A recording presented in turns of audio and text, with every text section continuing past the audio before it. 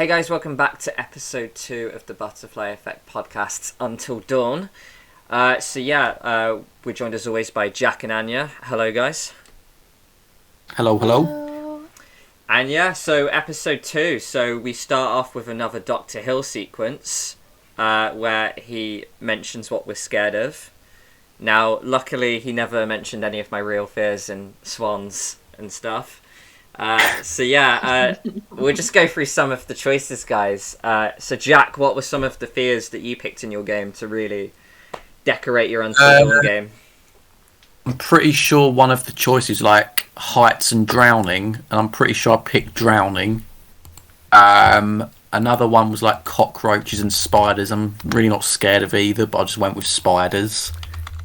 Scarecrows and clowns, I believe I went with scarecrows, and then there was a mishmash of like needles and heights and all that, and I'm not really scared of needles, so it tended to be whatever the opposite one was.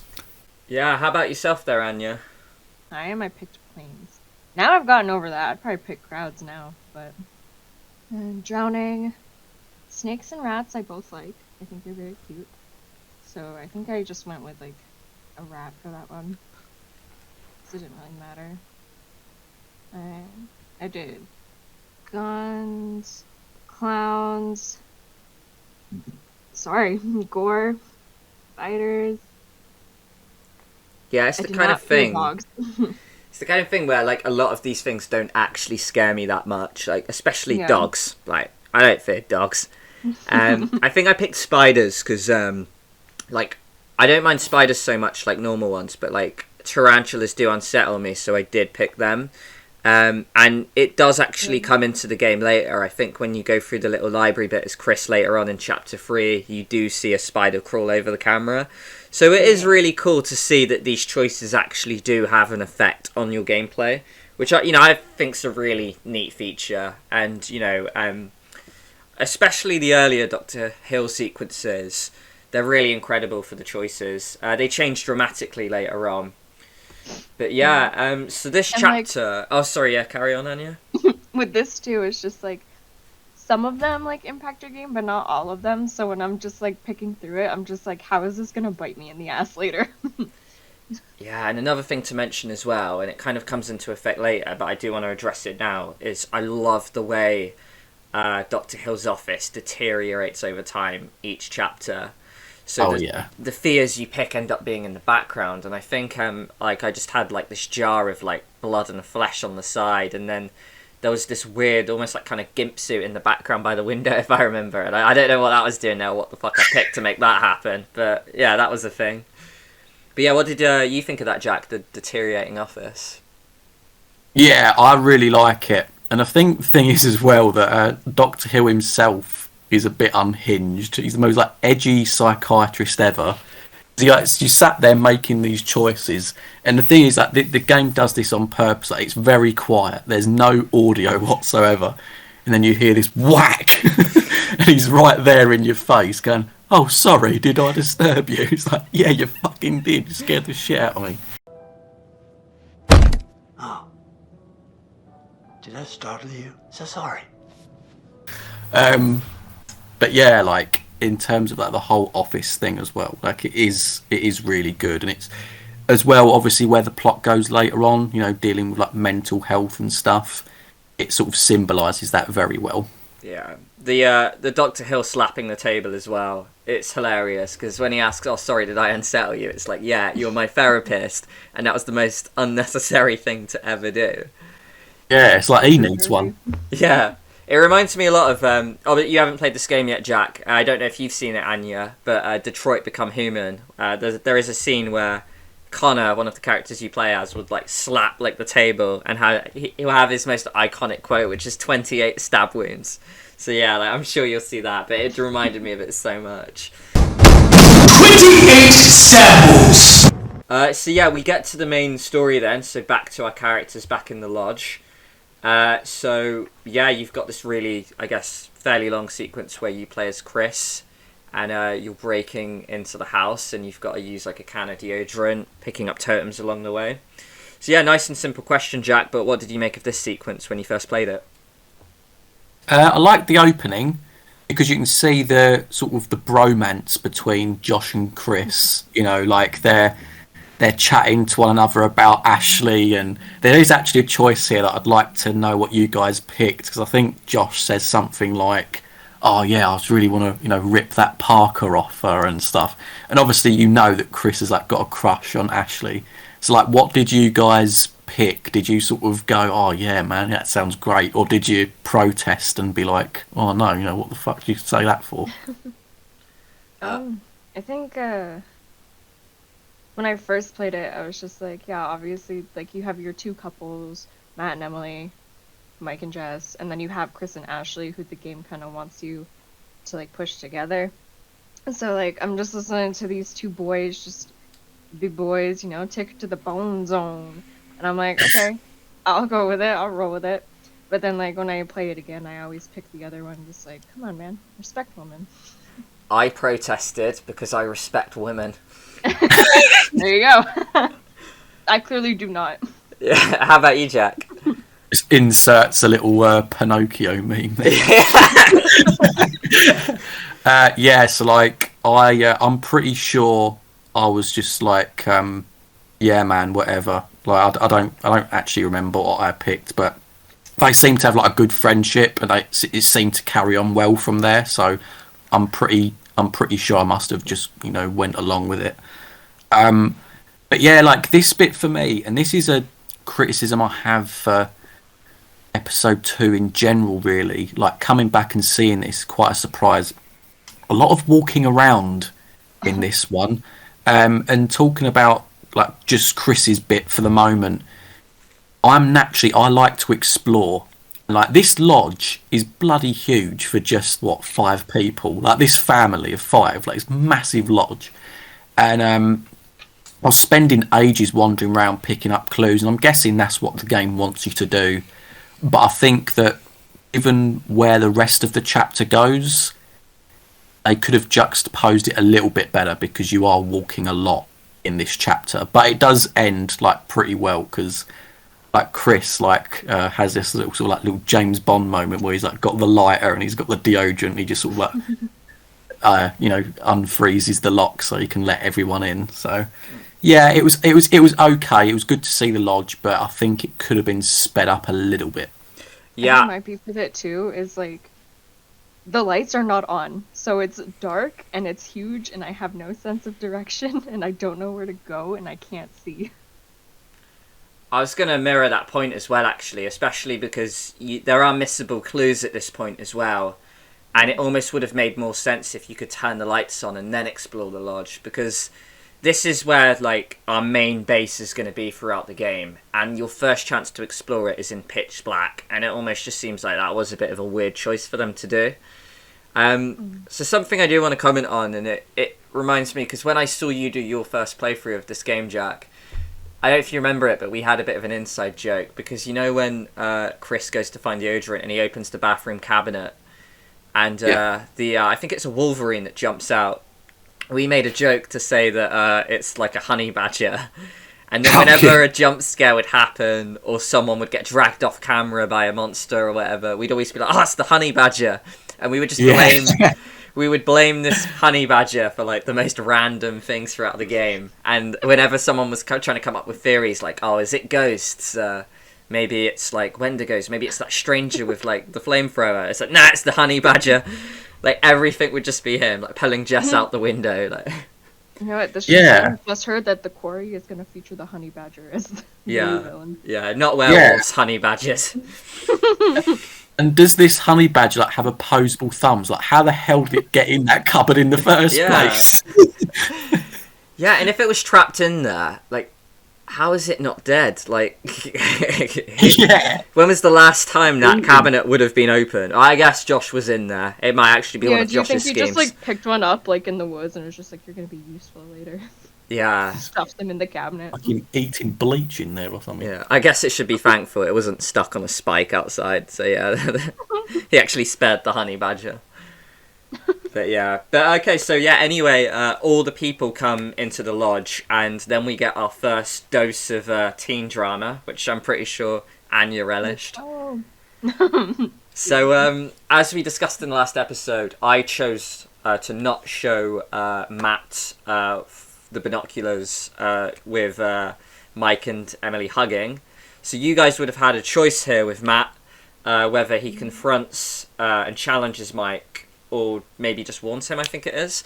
So yeah, I will start with you, Jack. What did you pick? Yeah, I confronted him about it because I got the impression that they really wanted to sort of position Matt as like sort of like the quiet guy that was a bit of a pushover. So sometimes when I play these games, I really try to anti that. Like I really try to sort of go the other way. I was like, no, let's see what Matt can do. For the life of me, can't remember. I mean, for this podcast, I've been like watching a different playthrough to sort of like get remember what happened and stuff. But this particular person did the opposite thing to me. So if you guys remember, I'd love to know like what Matt does because I, for the life of me, can't remember. Yeah, Anya, do you? I'll let you pitch in. So, what did you do, and also what happens in that scene? So for me, Matt did see Mike and Emily, so I did have the choice. But I think the way I did it, I just like warned him and then I backed off. So like nothing really came out of that. I think for the longest time I didn't even know that Mike and Matt could fight there instead of Jess and Emily. Because like I would always just like see like other people playing it too, like they would have Jess and Emily fight. But I'm glad I got that because iconic, best lines in the game. Yeah, of course. I mean, obviously for me, I never got this choice, so the drama came a lot less from the men in this game and a lot more from the girls, actually. Yeah. And that's amplified through the next scene. So we have Emily walk in, and then we get the Emily versus Jess showdown. Now, I just want to get your opinions. Are you guys neutrals on this? Do you prefer one over the other? Jack, are you team Jess or Emily? Or could you not care? I couldn't really care. I don't like either of them. Short answer. Meanwhile, I love them both. I think for the sake of the game and because you had to play as Matt, like between this, I always went with Jess, or technically the diffusing, because like I don't want a fight to go on, and Matt seems like the guy who doesn't want to, have a fight go on. But then like, I would probably put Jess over Emily in terms of my favorites, but Emily fucking demolishes Jessica with her insults. Is your sluttiness too loud? 4.0 bitch on a roll. You couldn't even buy a moldy loaf of bread with your skanky ass. That's it. I love it. Like, Jess, I love you, but what does that mean? Yeah. Yeah, I think so. For me, actually, I defended Jess because I'm trying to think, Jack, if we were Matt and Mike here, and then we went to a lodge, and if we had two girlfriends and they were like arguing, I'd like to think I would tell mine to snap it out. Like, to snap out of it. Yeah. So, like, I, as Matt, was like, Emily, come on, stop.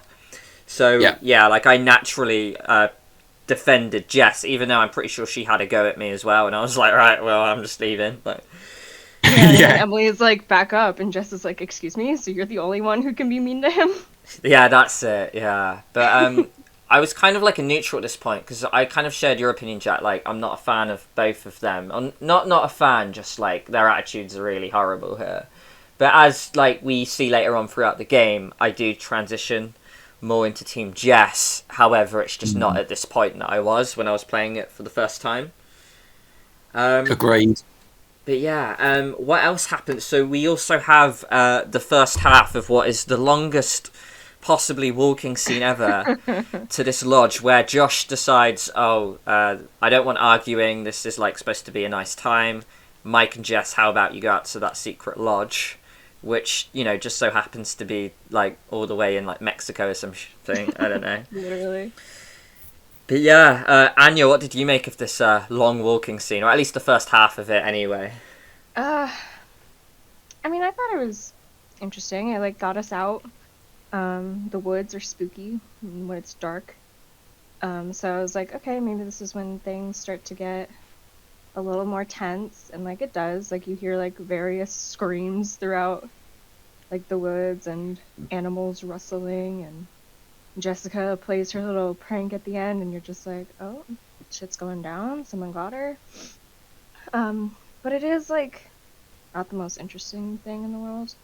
I think it's cute to like try and build their relationship up if you'd like, and like find certain things like the tape for Hannah and Beth, and like what else do they do? Like they go through the mines briefly, Yeah. which is a nice little teaser for what's to come. Yeah, Oh agreed. yeah, did you jump down straight away? Yes. Interesting. I think I did on the second bite of the cherry. Yeah, because I think you get So, two yeah. chances. Yeah. I was like, that's my girl. I gotta help her. Oh, hey, Ruby. So yeah, basically with the walking scene, I don't know. I think you're going to agree with me here, Jack. It's like the first time I played it, I actually didn't mind it because you didn't know what was around the corner. But especially when you replay it, and from a trophy hunting point of view, now this scene is quite tedious. Oh, I would say definitely. though, I like it more than anything in the sanatorium. Oh, I do agree. And I think, is it chapter 5? We'll get to the sanatorium, because I'm sure we will trash the hell out of 5 that and episode. I think also what, chapter 9? They go Yeah, back. I know. Yeah. It just didn't need to be done twice, I don't think. At least here you have like someone else with you to like talk to. Yeah, so there's dialogue. It's not just silence. That's true. I just think it is a little bit of a shame that they litter it with a few really trashy jump scares, in my opinion. Like when you look through the telescope and then there's that really horrible Wendigo shot. Yeah. And then Mike doesn't even react. Yeah, that's it. Yeah. He's like, yeah, nothing there. No, Crazy, just babe. yeah, just like nothing. While like Ashley jumps the hell out of like when Matt does it, so there's a bit of racism From like going 2 on feet there. away. Yeah. But the only other relevant scene we really have, guys, is the basement scene with Sam and Josh. Now, funny enough, like the first actual footage I saw of Until Dawn was this scene, because I just hopped over like and saw like my brother playing it, and I remember this was your first example of doing those don't move sequences where you have to keep your controller very still. And this was a tutorial, and I remember I failed it like mad. I just couldn't do it. And my brother just looked at me like, you are going to fail this game and get all these characters killed if you don't sort your thing out. So as we see throughout these supermassive games, they very much keep this mini game but change it up in different ways with like the heartbeat sequences. Jack, were you a fan of the don't move sequence? I didn't mind it, but then I do think that actually it probably was the right move to do like the heartbeat sequences. Because I know there was people that had problems. You know, they were convinced that they weren't moving, and yet like the thing would then just randomly go off the screen, and it's like, oh well, you got them killed or whatever. So I think it's probably the best to do the heartbeat thing. But you know, when I first played it, I didn't initially mind it. Yeah, how about yourself, Anya? I think it's a neat concept. I'm kind of glad that it's not in the Dark Pictures games because I'm a very shaky person. So like it would just make me even more tense, which I guess is kind of like the point. It's a horror game, so you want to try and keep it under control. But yeah, it was a little finicky on what was actually like in the little don't move box and what wasn't, especially towards the very end.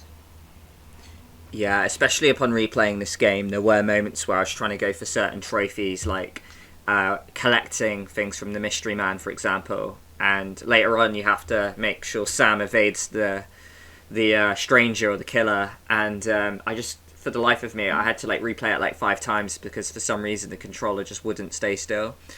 And I think the game heavily relies on the fact that you need like a really good controller, because if you've got a slightly broken controller, it can just really mess it up.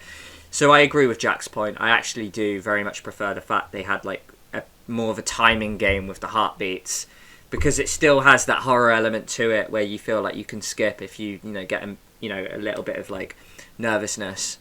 But yeah, they're really welcoming features. But yes, back to this basement scene.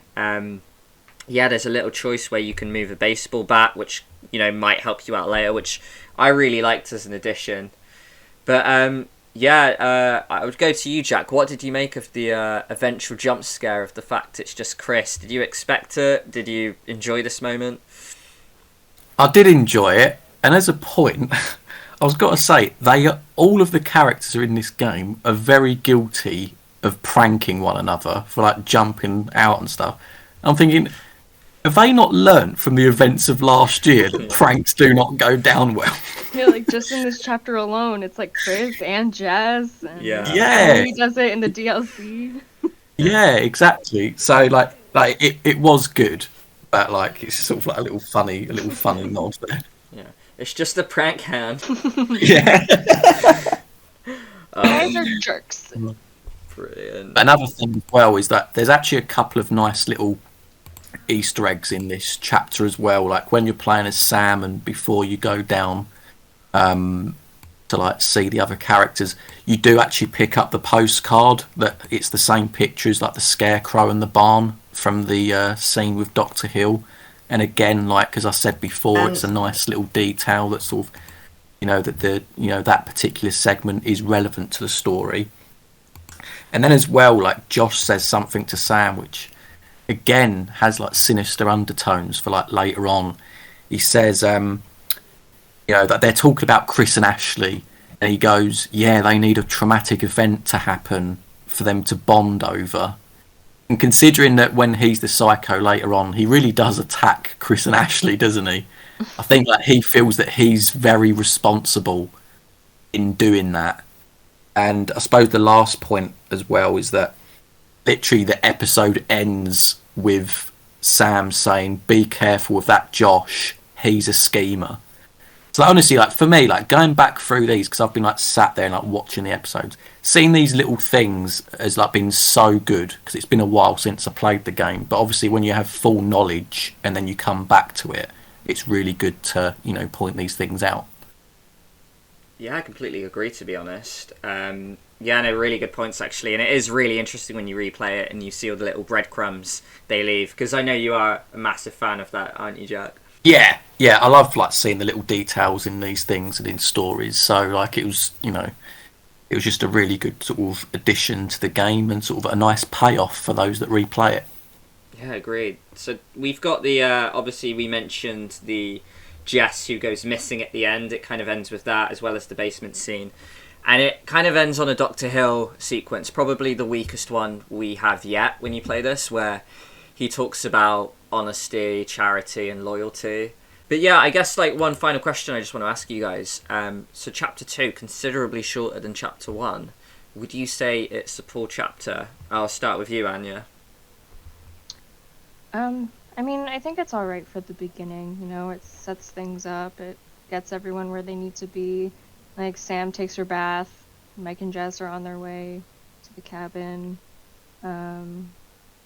Josh, Chris, and Ashley get their spirit board. So then that just leaves, like, them all together. Everyone's, like, where they should be. Matt and Emily are out and about looking for their bag. They come back later. So, I mean, like, yeah. I mean, for its length, it's alright. It's a good setup. It's not anything super interesting. Yeah, I'd agree. So it's not like a poor episode, it's just more like an essential one to kind of tee up the rest of the game. I think, like, knowing the rest of the chapters, it is a little boring in comparison, but, like, to start out, it's fine. Yeah, how about you, Jack? I think you're right. I think this episode was almost necessary. I know we sort of, went on about the walking a little bit, but I think it was almost necessary to move different characters into different locations. So you've got Mike and Jess, they're separated from the group now, they're at the lodge. Josh and Sam are at the basement, Chris and Ashley are doing their own thing. Same with Matt and Emily. So, like, I feel like this was like a moving pieces chapter. Having said that, I do think that, by no means am I like shitting on this chapter, because like it's Until Dawn, it's a great game. But I do think that come the end of this, I will probably look at chapter 2 as maybe one of the worst. Yeah, that would be an interesting video idea for the future as well, actually. I know we keep coming up with loads, but whether maybe we do like a chapter tier ranking, that might be cool. Did anyone have any additional points they wanted to mention? The DLC. Oh yeah, so we do have DLC. So no, there's an extra scene that you might have played with Emily and Matt, right? Now, to be honest, I don't think I ever had it. For me, it was something I looked up on YouTube afterwards. Anya, you had this added scene, I guess, didn't you? Yeah, and I told you about it, and you looked it up, and you learned it literally like 30 minutes ago. Yeah, I know. I completely blocked it out from my mind because I remember we used to talk about it in our Until Dawn group, actually, didn't we? And I was like, oh yeah, I've never played this scene. And there was like a ton of references that one of our friends would make to it. yeah, And I guess we just never pieced it together. yeah, I just thought, yeah, these lot are weird. But yeah, so yeah, Jack, what did you make of that DLC scene that we saw before we started recording? It's all right. That's my insight. That's literally it. No, yeah, it was okay. Like, it's clearly there as like a little bonus bit of content. You get to see Matt and Emily more, their relationship. Again, she pranks him. For God's sake, what's wrong with you people? Yeah. Yeah, and then obviously like the dark ending with like the pig head. I can only assume that Josh has put that there. Maybe someone in the comments can correct me. Maybe like it was a Wendigo or something. I don't know, but yeah, it was okay. It was a nice little 10-minute segment.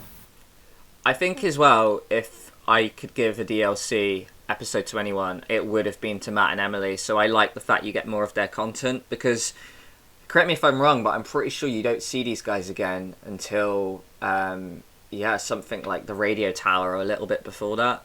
Like the end of 4 or something. Yeah, so it's good that you get like a little bit more content before these guys because I swear like you follow a lot of Chris and Ashley going through all this trauma and then they just bump into Matt and Emily later on like, oh yeah, we've just been walking and it's like, oh, so it's nice to see an extra scene with these guys.